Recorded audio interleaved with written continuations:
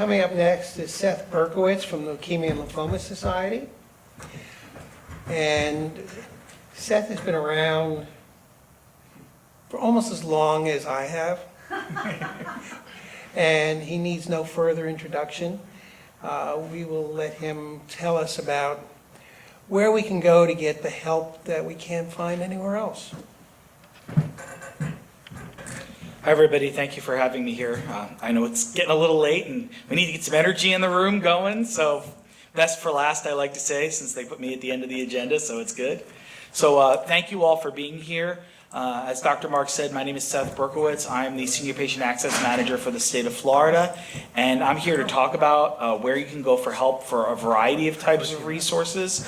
And I hear everyone talking about all the new drugs that are coming out for treatment, and the big question is, how are you going to pay for all those drugs, right? Because they're expensive, and we know that. And a lot of our CLL patients have Medicare, and they need help paying for it. And so my colleague Sharon's sitting here in the middle, but I'm going to ask her to get up and give everybody a Here to Help and a copay brochure from LLS, because one of the things about LLS is that we're here to help you and help provide some different assistance and resources.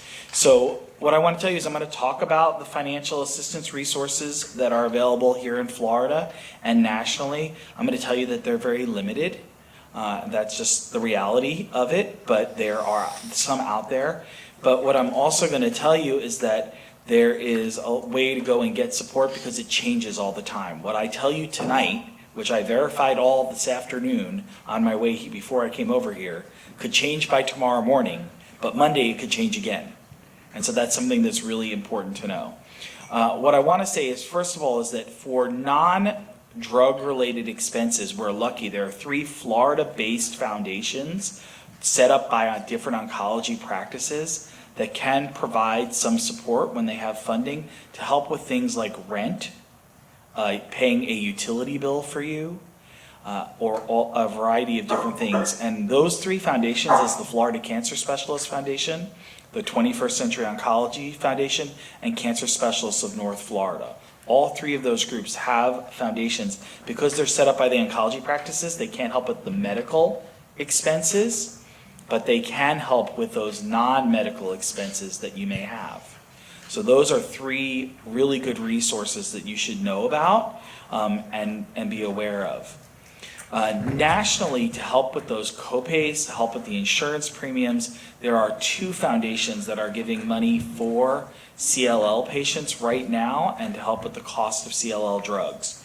So one of those is the Leukemia and Lymphoma Society, and we have a copay assistance program that gives $5,000 a year that can help you with insurance premiums or the cost of drug copays. So what's really good about the insurance premium assistance is that if you're on Medicare and you have other costs related to your treatment, is we can still reimburse your Medicare premiums, or if you're on private insurance and you're paying for COBRA, or you're paying for a supplement to have better assistance, you can utilize that money to help pay for that supplement to make sure that you can stay with that and have the lowest medical costs out of pocket that are available to you.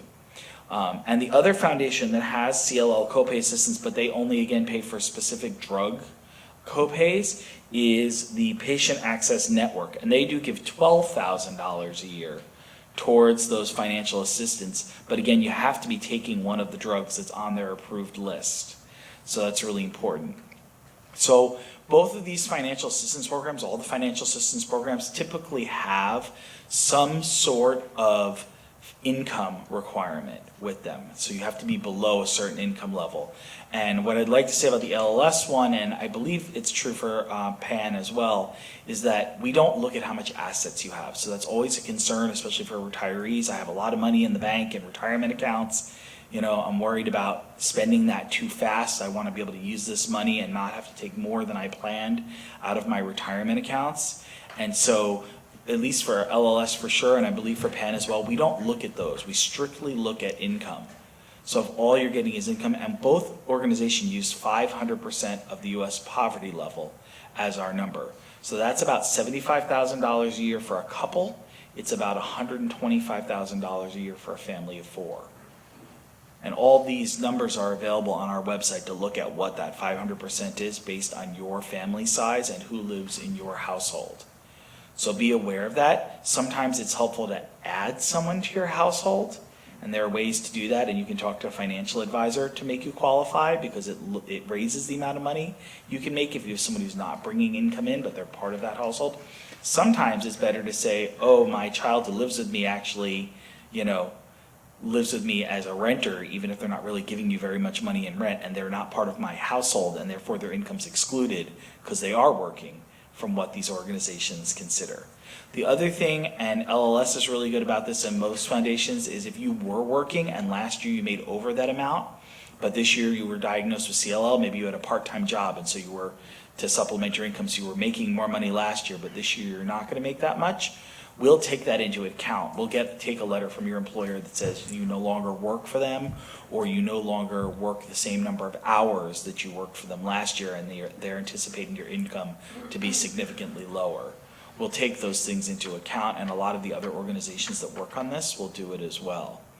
So that's something that's really important along with this, that you can be aware of that. So the Here to Help brochure that I had Sharon give all of you has the phone number for our information specialists in it. And what I want to tell you is that if you want to get assistance from any organization out there, the 1-800 number is the place to start. We're blood cancer specific, so our information specialists are on top of who has the most funding available, and if something opens or changes, it's those same people you call for clinical trials. They know what's out there, they know what's available, they know what's helping. They'll help you apply for the LLS assistance. And right now, because some other foundations have recently closed down for their assistance in some of our diseases, the copay department's a little bit backed up, but our information specialists can help if you're in a desperate situation where you need to be able to get your drug this week because you're almost out and you need that copay assistance, as well as Sharon and I can help navigate that and get it processed and rushed through if there's an urgent situation. So we have the ability to do that and to help you on that very individualized basis, both from the national level and from there. And my business cards, which have a phone number that many people actually pick up on it, are there in the back on the table if you need one of those on the way out the door. You can get that, and we can do that. I will tell you that just like I'm here in Jacksonville this week, I happen to be at a meeting in Atlanta next week, I'm in a meeting in Tampa next month, I'm not usually at my desk answering the phone. What I can tell you is that our information specialists are at their desks Monday through Friday, 9 a.m. to 9 p.m. to answer your call and talk to you. And what's really great is we work together all the time. So if I'm on a conference call sitting in my office and I'm not answering my phone, and you call and ask them a question and they don't know the answer, but they see I'm online on a conference call, they'll actually send me a little message. We have an internal chat system and say, do you know the answer to this question, Seth or Sharon? And they'll go, oh yeah, here's the answer. And they'll tell you the answer in real time, and you won't even know that they reached out to Sharon or I to get the answer to that question here in the local community. So there's really a good ways to do that. We do have a blood cancer support group here in the Jacksonville community, supported by LLS. It meets at the American Legion Post. It will be meeting next Thursday. So if you're interested in learning more about that, talk to Sharon and I, and we'll get you in touch with the facilitator. The other request I have of you before we go to the question and answer period is Sharon's got forms in the back to make sure all of you are registered and we have the most current information about you in our database, so you can learn about this program and other programs that we're doing here in the Jacksonville area. Sharon and I were here this week and we had some great meetings. We're going to be doing some more educational programs coming up soon about blood cancers. Talking about some of that precision and personalized medicine that we talked about for CLL, and there's a great opportunity there. And to make sure you get that information, if you fill out that form and turn it back to us, we'll make sure that you get that information about that or the support groups. And also, if it's something where you can't get out to a support group or the support group isn't good for you, if you're computer savvy, we have online chats. Other organizations have online chats. We work closely with Cancer Support Community International that has online chats. So there's a lot of resources out there that we can help you get the information about your disease. So that's my little little spiel. And I definitely agree with Dr. Marks. Advocacy is so important, whether you're the patient or the caregiver. We have an advocates network that we can alert you when things are going on, but sometimes we don't get to everything. And so Flasco is a great resource to know what's going on in Florida for advocacy. We're working on federal oral drug parity from LLS, which is really important as we talk about all these new oral drug therapies that are coming out. We need federal oral drug parity, and we have oral drug parity here in Florida already. And what that means is that if you take a chemotherapy or drug for your CLL that you take by pill at home, that it should have the same cost or less than it does if you were to get something infused in the doctor's office that might be an older therapy that's not as good. Maybe as good, but depending on what it is, it should still be similar in cost, whatever the best therapy you and your doctor decide for you. And the fact that we have it passed in Florida, what that means is it only applies to insurance plans that are based in Florida-only insurance companies with businesses in Florida. But if you work for a company and they have an office in Georgia, right over the border here, so to speak, that makes them fall under federal law, and they don't have to necessarily comply with the Florida law. So that's why we're working on a federal law as well, to understand like the difference and why we need both. So that's something that's just really important and really aware of. And another great way to connect with CLL patients, if you want to talk to more people or ask questions, we have some cards in the back. We have a new program called LLS Community, and basically it's a new kind of discussion board, but there's a CLL specific discussion board, there's a caregiver discussion board, and it's a little more interactive than discussion boards we've had in the past. So it sort of sends you a daily reminder that, hey, we're here and there's stuff going on, but it doesn't send it in just like a blanket reminder that you're like, oh my God, another junk email. What it does is it sends it in the way of a question of the day. So we have a question of the day that you have the opportunity to answer every day, well, Monday through Friday, to answer a question. And a lot of those questions can inform how we're going to use it in a more research-based way, but right now it just generally informs LLS about the needs of our patients or what they're going through. And so it's a great resource out there as well.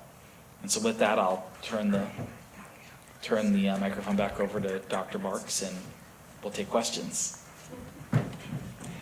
Thank you.